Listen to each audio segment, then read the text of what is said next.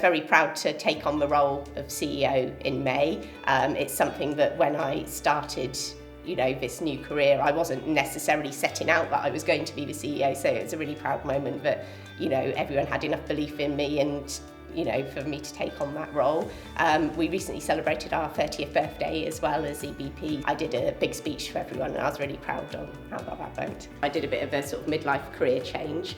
I used to be a lingerie buyer for Marks and Spencer's, running one of their biggest buying departments. So after university I went into the buying industry and sort of worked my way up. I think I'm very lucky that both careers that I've worked in are naturally very female-led industries. So in the sort of retail buying world, I would say it was up to sort of 80% or more women. It was always at least 50%, if not more, women in the leadership positions. So I've worked for female CEOs, female directors, so there was always an expectation in the jobs I've had that women would take on senior leadership roles. There was never any expectation that you couldn't do that as a woman. I used to work for Ann Summers at the time, led by Jacqueline Gold as the CEO, and she was a really inspirational leader because she was obviously very, very successful in what she did, but she did it in a way that, she didn't always have to be the loudest person in the room shouting the odds.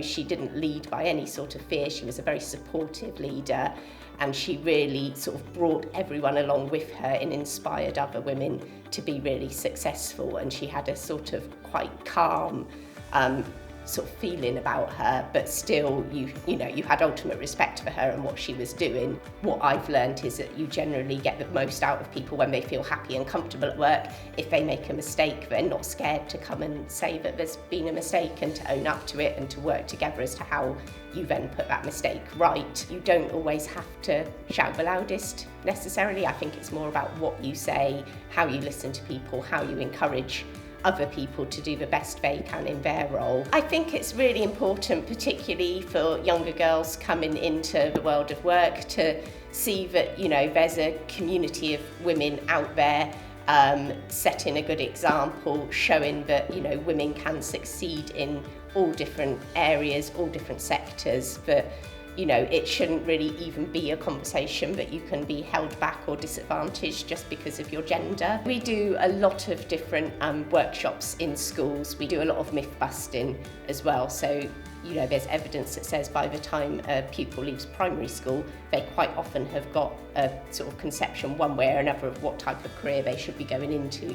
So we're targeting students sometimes, as young as year 5 or year 6, with really fun workshops. Things, for example, like Guess My Job, where they'll have to try and guess what job a certain person does.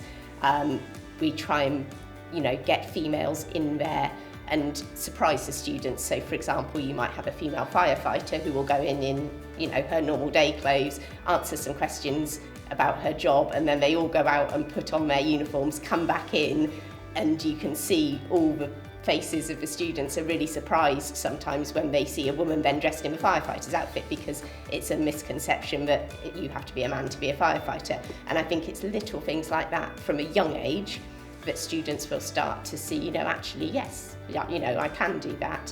And then as they get older, it's getting women from those careers in to talk to them in a bit more depth about, their path into the career, opportunities, routes in, and really just normalising seeing women in those job roles. When I was young, I probably fell into the trap that a lot of people do, but assuming that you train to do something and you do it then for the rest of your life, and that the only measure of success is to continue going in a linear way up the same ladder. I think I never imagined, probably even 10 years ago, that I would be doing this job. It's obviously totally different to what I trained to do and what I set out to do, but I'm really, really enjoying it. I'm finding it really stimulating and interesting. It's great to be able to give something back and work in such a different sector. So I think don't discount anything, keep an open mind and just see where your career takes you. I think I'm very lucky in that I've never come across any sort of discrimination for being female because of the types of industries I've worked in. I think, things are definitely improving as we move forward, but I think there are still industries which are very male dominated. I mean, a lot of the employers we work with, particularly more in the sort of STEM sectors, are still very male dominated, and a lot of those sectors are, you know, recognising that now, and they're making a real effort to get more girls into the sector, more involved. And I think things like the International Women's Day can really help, you know, get that message across that girls shouldn't be scared to, you know, do anything they want to do.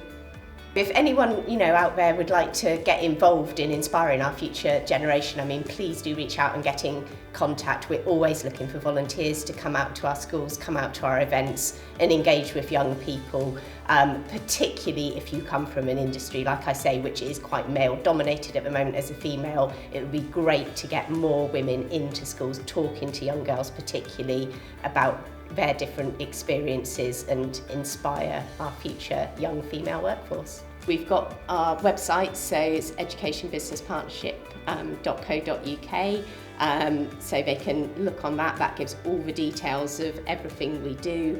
We're also on all the social media channels, so Facebook, Instagram, X, and obviously LinkedIn.